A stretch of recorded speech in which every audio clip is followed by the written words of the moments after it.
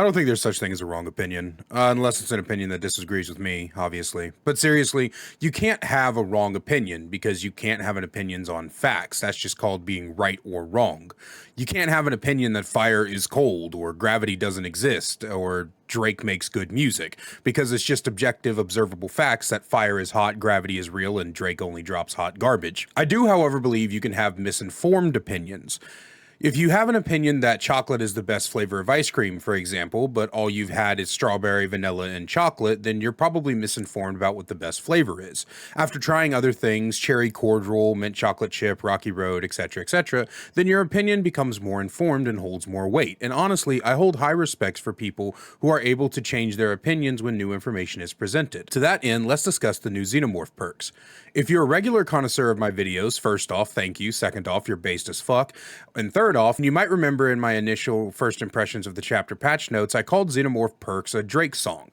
They seem to be god-awful, and even after playing around with them on the day of release, I wasn't that impressed. However, let no one ever say I don't keep trying to expand my knowledge, because I have spent the past week or so toying around with the new perks, and you might be interested to see what I found. The least interesting one, and the one where my opinion hasn't shifted, is the alien instinct, or as I like to call it, barbecue and chili's reject the child. This, unironically, is a truly awful perk. When you hook a survivor, the furthest injured survivor's aura is revealed to you for 5 seconds, and then they get hit with oblivious for 16, 18, 20 seconds. And this perk is stupid situational and hardly ever gets value, and that's the crux of the issue. I feel like when determining the worth of perks, or really any ability in any game, very often when discussing balance, we will call something bad, and then Ned over here, who plays 20 minutes a week and never got past Silver 4 grade, will come out of the woodwork to be like, actually, when the 9 planets align, Jesus Christ comes down to fistfight Godzilla in the Atlantic Ocean on a day where it's exactly 76.3 degrees Fahrenheit and I get a girlfriend. The perk is really good, so I think, shut the fuck up, Ned. The point is, the less situational a perk is, the better it is. In other words, the more situations it can be used, the better it is. And in the case, Alien Instinct is probably one of the single most situational perks in the game. The problem is the word injured. If the survivor specifically didn't have to be injured, it'd be far better. In most cases, the furthest injured survivor is going to be too far for the oblivious to matter. And if it's, say, the first chase in the game or an early chase in the game and only the guy on hook is injured, then the perk literally gets negative value. Sure, barbecue has a ridiculous ass range requirement of 40 fucking meters, but at the very least you'll get more consistent value from it. I used Alien Instinct for quite a while across various killers, and realistically it didn't do much. Perhaps the only killer who can make true use of it as Plague, but even then there are just far better perks to put in that slot, and certainly far better info perks. In terms of power, it's easy to put Alien Instinct just above Deerstalker, if only because Deerstalker's uselessness is damn near unmatched. Moving on, let's talk about Ultimate Weapon. This one is probably my biggest regret in terms of bashing. Ultimate Weapon might very well be one of the single best info perks in the game. When searching a locker, Ultimate Weapon activates for 30 seconds. Any survivor who enters your terror radius in those 30 seconds screams, revealing their location, and is blinded for 30 seconds. Then it goes on a cooldown of 40, 35, 30 seconds. I don't know what the obsession with 30 seconds is here, but interesting. When I officially read this perk, I thought it not giving Oblivious was a stupid decision. But to be fully honest, giving it Oblivious might be a tad overpowered, as somebody pointed out in my comments. I don't know if my brain was off or I just didn't quite register what the perk was saying, but my original diagnosis was that it was bad because I thought that the terror radius scream effect only happened on the initial opening of the locker. But no, you can open a locker and then just take a walk down the yellow brick road, making all survivors who enter your terror radius scream and finding them quite easily. While blind is still the worst status effect to lay on survivors, it's still not terrible, and I came to that conclusion after being affected by it several times and losing my way to an unhook or a slugged pickup. Blindness while the killer is around is scary shit, man. On top of that, the scream is perfect for interrupting things. I personally found a little success with a screaming pig build that led to a couple of head pops because they simply could not finish the boxes fast enough, which, if you saw my pig video, you can guess made me very happy. Overall, I put Alien Instinct in a solid A tier as a perk and highly recommend you find a place to slot it into your builds if you haven't already. Finally, let's move on to Rapid Brutality. In my video, I brought up the fact that this was speculated to be an M1 buff. This was Behavior's answer to Made for This, and I rightfully pointed out that eliminating Bloodlust would only make Made for This stronger, as the 10 seconds of haste was not enough as an M1 killer after the attack cooldown to catch an MFT survivor. And in this aspect, I was right. Real quick, let's break down both the perk and Bloodlust. Rapid Brutality removes your ability to gain Bloodlust during a trial. When you hit a survivor with a basic attack, your movement speed increases by 5% for 8, 9, 10 seconds. Also, I don't know if this is a bug, it's always been a thing and I never noticed, or it's an intended feature. But when you are hasted by this perk, your action speeds are faster, specifically your pickup speed. Anyway, Bloodlust is a passive ability shared by all killers. It triggers after you spend 15 seconds in a chase without breaking a pallet, hitting someone, or using abilities, and the internal timer resets every time one of those things is done. There's also 2 more tiers to Bloodlust that happen at 30 and 45 seconds, but if you're ever in a situation where you've hit Bloodlust tier 2, you've been in that chase for way too long.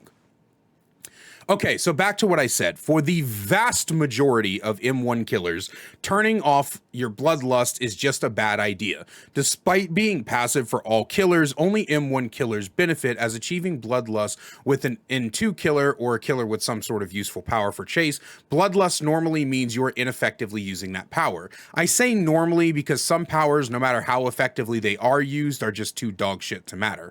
However, after reading some of the comments and doing some testing, I found one killer where you can use Rapid Brutality where it actually overly benefits him enough to justify putting it in there, but there are 2 caveats. Before we get to that, let's talk about 2 other killers who were mentioned as being good with Rapid besides him. Pinhead and Freddy came up a lot in the discussions, and here's why the perk is useless on both of them. The original idea pitched is Rapid Brutality works best on killers with a power that hinders the survivors. So Pinhead's change and Freddy's snares. For Freddy, the snares are almost never being placed in such a way that catching up to the survivors is viable. You always want to place it in loops on the other side of walls or in specific pre-planned places where you plan to corral the survivors as if you were playing Trapper.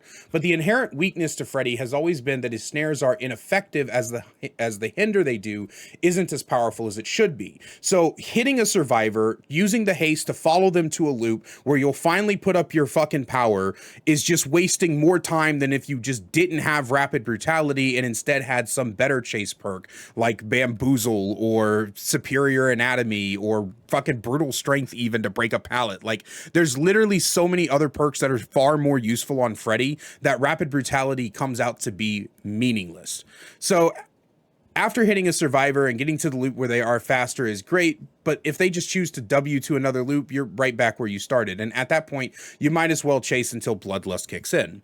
For Pinhead, his chains immobilization is so powerful that Rapid is basically a waste of a perk slot. See, the thing about Rapid Brutality is that its best usage comes with Save the Best for Last, which is one of those caveats I mentioned earlier. On its own, Rapid Brutality, even on the killer I think it's actually viable on, without Save the Best for Last, you waste entirely too much time of your 10-second haste. So Rapid Brutality has to be paired with Save the Best for Last to even get use, even on the killer I'm going to say it's useful on. It has to be. Without Save the Best for Last, Rapid Brutality cannot get use. Okay? Now that we've got that out of the way, on Pinhead, Save the Best for Last is one of his most powerful perks, but because his change is such a great tool, grabbing Rapid Brutality is like trying to hydrate yourself with a waterfall. Sure, it'll get the job done, I guess, but you could have just grabbed a bottle of water. It would have been easier and not wasted as much. For Freddy, you need more than Save the Best for Last. Again, because his power is so ineffective during mid loops, you just don't have the time to utilize the haste that you get. With Freddy, you'd also need to pair Rapid Brutality and Save the Best for Last with something like Coup de Grace to even begin to be giving him enough of a cooldown shortage and a lunge and all of that to actually make it work. And at that point, you're just dedicating an entire build to Rapid Brutality. And for Freddy, there's just way better perks. But there is one killer whose power synergizes amazing with Rapid Brutality, and it's ridiculous dedication required to run it, and that's Clown.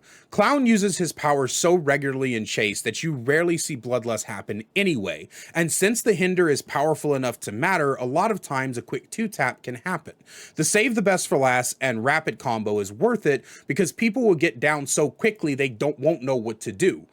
Coup de grace isn't necessary, but it does make the build ridiculous to deal with. Then you just throw on any filler M1 perk, Jolt, Sloppy, Franklin's, etc., and you'll find very often that survivors have a hard time getting away from you. To top that off, with yellow bottles right before you're about to land a hit, you move very fast. Clown is the perfect balance between Freddy and Pinhead, having a power that is used often in chase, unlike Freddy, and a power that isn't so powerful you might as well not waste the perk slot on rapid like Pinhead. It's really the only killer who can make full use of this perk.